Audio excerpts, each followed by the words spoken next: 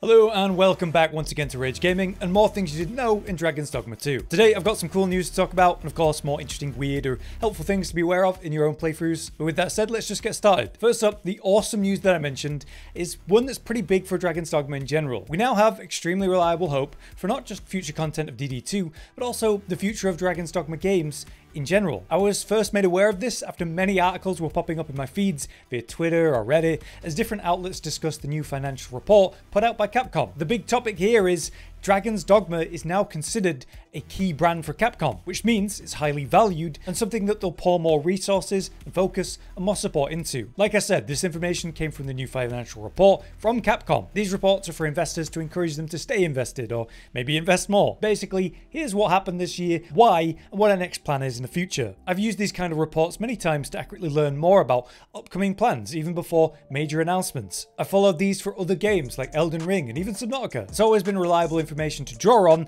later proven or put into action. So with that said, it is an exciting time to be a fan of the DD IP in general. Within the report, we have official confirmation that they plan to continue sales of their key brands in 2025. What methods aren't said, but they have plans to grow the catalog unit sales via the key brands. Listed as a key brand are Resident Evil, naturally, Monster Hunter, of course, Street Fighter, and now newly Dragons Dogma. It was that successful, they now consider it a key brand, and so we can expect this IP to be allocated more attention and again support. Maybe we'll see forms of it in DLC, or just other future Dragons Dogma games as a whole. Now outside of DD specifically, Capcom has had another massive year, and it's really nice to see because they actually show support to their devs and the people that work with them or for them. Amazingly, when the big company does well, and then they reward their staff by increasing pay, they see consistently good results. What a concept. Microsoft, by comparison, could never. Capcom has reported 11 consecutive years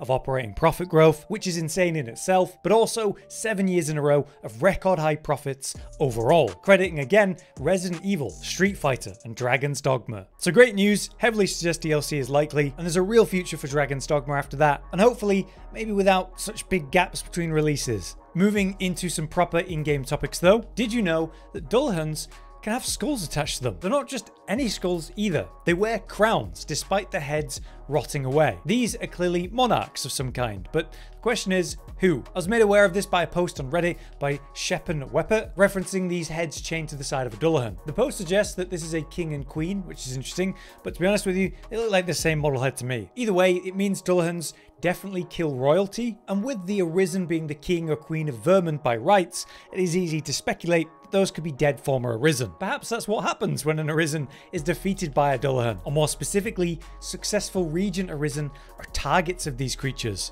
Apparently the Dullahan come from Celtic mythology. The description is as follows. The Dullahan, aka Dark Man, was a malevolent harbinger of death whose roots lie in Celtic mythology. He is said to be the embodiment of Crom Dubh, a fertility god who demanded blood sacrifice in the form of decapitation. His worship ended with the coming of Christianity to Ireland. Frustrated by the loss of his sacrifices, he still roams the roads, calling the names of those doomed to die and carrying his head under his own arm. That sounds like he hunts specific people. Collecting heads is a clear part of the myth. Targeting Arisen or Royal Arisen specifically, in this world that has so many failed or former Arisen, I could see it. Next up, a quick topic that I thought was more wider known, but it was brought up in the comments of a recent episode by many people. Multiple posts were also highly voted, so I figured why not include it in the series for those who are unaware. In short, you can grab people and pick them up, and while you're holding them, you can actually use a fairy stone at the same time. This will successfully teleport you and that person you're holding to wherever you decided to go. This was in relation to the vase transport riddle for the Sphinx in a recent episode where I talked about the vase. It's how you can trick the riddle to avoid having to physically carry the thing across the desert. I actually made this whole guide about the Sphinx and all the riddles and the easiest ways to beat them. And for 2 riddles, I actually talked about this method. I never referenced that in this series though. So here it is, it's very simple. You can go to the destination of the vase where you'll meet with an NPC you meant to present the vase to. Instead, go there, grab him, teleport back to the Sphinx instead where the vase is waiting. And he even has unique dialogue when you do that. Probably because they're expecting you to maybe use the shrinking vial provided at one point. But yeah, it does work. And you can also do this for the other riddle to do with Virgil and Dante, to bring the right NPC based on whichever the Sphinx requested. These 2 characters look almost identical, and funny note about that, Itsuno, who worked on Devil May Cry and directed Dragons Dogma 2, clearly sneaked in this DMC reference. Though these 2 hideous characters for the riddle do not look like their namesakes. Cute little Easter egg though. Moving on, here's one from the comments again. Thanks to LKO for this one, who referenced the royal cart tip. Basically, there's a royal cart that passes through the checkpoint town portal in the afternoon. It can be boarded, allowing you to sneak through the border without a permit. A neat thing to know, and also you get an achievement for doing that. Part of the tip when I spoke about that though, was to stay in the cart until you're well past the gate, because otherwise the guards attack you. Hilariously, LKO's tip is to intentionally let them attack you instead, to step out early on purpose. So let me explain. It's because you can get a fantastic skip forward straight to the city, back Patal, even faster. When you leave the cart, you get attacked, and if you let them tackle you, they actually hold you down and arrest you. You'll be taken to the prison, which can easily be exited if you have a jail key or make a makeshift version one that you forged. They can also be found around the world too, so it's viable to have one at that point. You could grab one early in a new playthrough and use this method to fast skip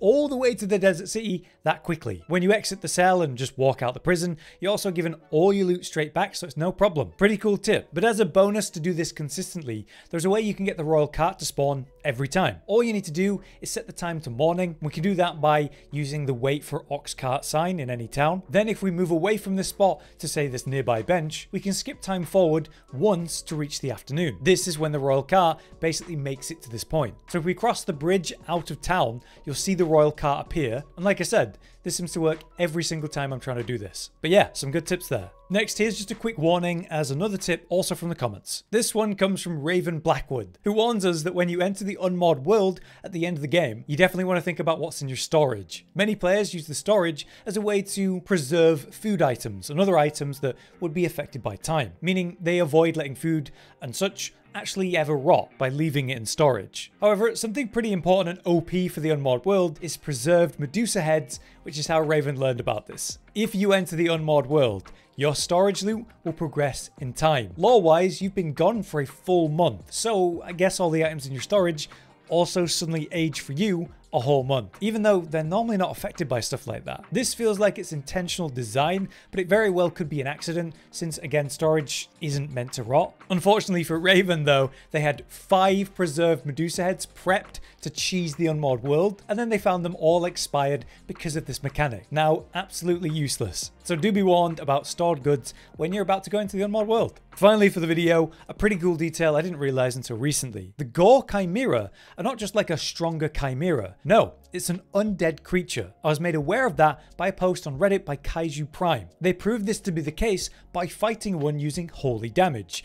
And in this case, it was the AoE heal of the mage, Anodyne. As you can see, I'm doing the same thing here consistently, putting a healing bubble down, and if that's near the Chimera, it actually deals a kind of holy healing damage to it, ticking away the health chunk by chunk. The whole thing appears to be undead since I'm getting that damage tick wherever. I read in the comments of that thread that lion and snake are actually dead when you first encounter one of these Gore Chimeras. It's the goat that begins resurrecting them. Now, if you pay extra attention at the start of the fight, it's true you can see that, and I've just never noticed this. At the start of a Gore Chimera fight, both the head of the snake and the lion are hanging limp, and its first 2 purple spells that would normally result in like a magic attack instead envelops one of the heads in a purple glow, reviving it via the white goat's effort. So just be warned, the goat can revive the heads after you defeat them throughout the fight, and you can deal some serious damage with different holy based spells. Whether that's the magic archer healing arrows, this mage AoE heal, or the light spell, there's lots of options. I'm not sure if this Gore Chimera is like a zombie, but I like to imagine it's the goat head that kind of evolved to survive. It learned this necromancer power to keep the whole body alive. It's a pretty cool detail, and one that I definitely never noticed because I kind of attack first and ask questions later when it comes to big enemies. But there you have it, just some neat stuff in and around Dragons Dogma today. But it's very nice to have that news about how Capcom is now viewing Dragons Dogma, and I take that pretty much as confirmation for more Dragons Dogma in the future, whether DLC, games, or otherwise. Thanks again to everyone who makes suggestions for the series, really appreciate that. And until next time, I've been Hollow, you've been you. Thanks for watching. Josh, Cotton, and Hollow with the videos, dropping the humor like a hammer on your tippy toes, bringing entertainment on a daily arrangement to take our insanity and turn it into entertainment. Yes, I said entertainment twice, to reiterate that it is nice to look into your faces on a mostly daily basis when you let us in your homes to make the whole world a stage. Goodbye.